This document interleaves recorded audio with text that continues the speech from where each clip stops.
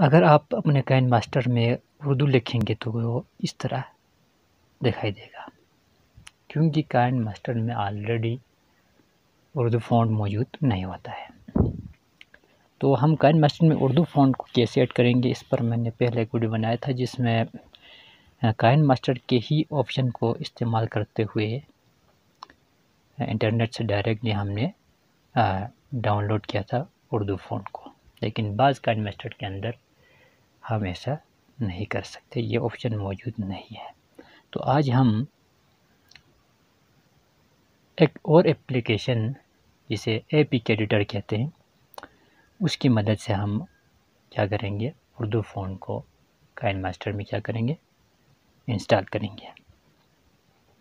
तो इसके सबसे पहले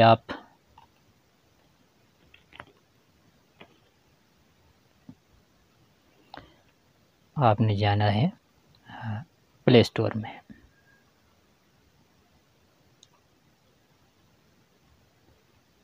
इस एप्लीकेशन का लिंक मैं डिस्क्रिप्शन में दे दूंगा। इसके अलावा आप प्ले स्टोर से भी इसको क्या कर सकते हैं, डाउनलोड कर सकते हैं।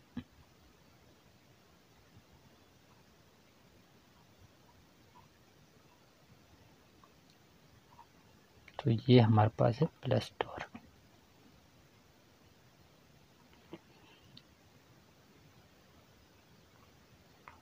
तो यहाँ से आपने सर्च करना है APK एडिटर, और इसको आपने यहाँ से इंस्टॉल करना है। ठीक,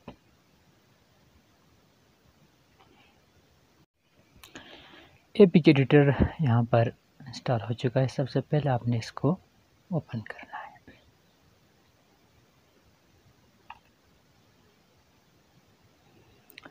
और आपने अगर काइन मास्टर इंस्टॉल किया हुआ है तो आपने सेकंड नंबर का सिलेक्ट APK फ्रॉम ऐप पे क्लिक करना है। अगर आपने इंस्टॉल नहीं किया हुआ है तो आपने पहले ऑप्शन पर क्लिक करना है, सिलेक्ट एन APK फाइल।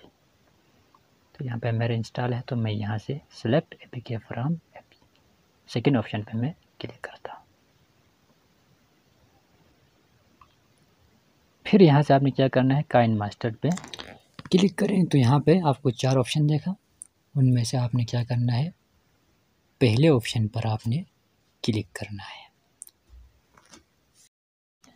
तो फिर इस तरह लोडिंग होगा, आपने वेट करना है, थोड़ा इंतज़ार करना है कि कुछ देर के बाद आपको ये ऑप्शन देंगे। फिर वो इस तरह खुलेगा। तो आपने यहाँ पे फाइल लिखा हुआ है, इस पर क्लिक करना है। क्लिक करेंगे तो फिर इस तरह लोडिंग होगा। लोडिंग होने के बाद आपको यहाँ से ऑप्शन देगा। आपने यहाँ से क्या करना है, आपने यहाँ से ऊपर बैक वाला ऑप्शन पर क्लिक करना है, फिर ये इस तरह खुलेगा। इसके बाद आपने दूसरे नंबर पर असिस्ट लिखा हुआ है ना, असिस्ट, उस पर क्लिक करना है।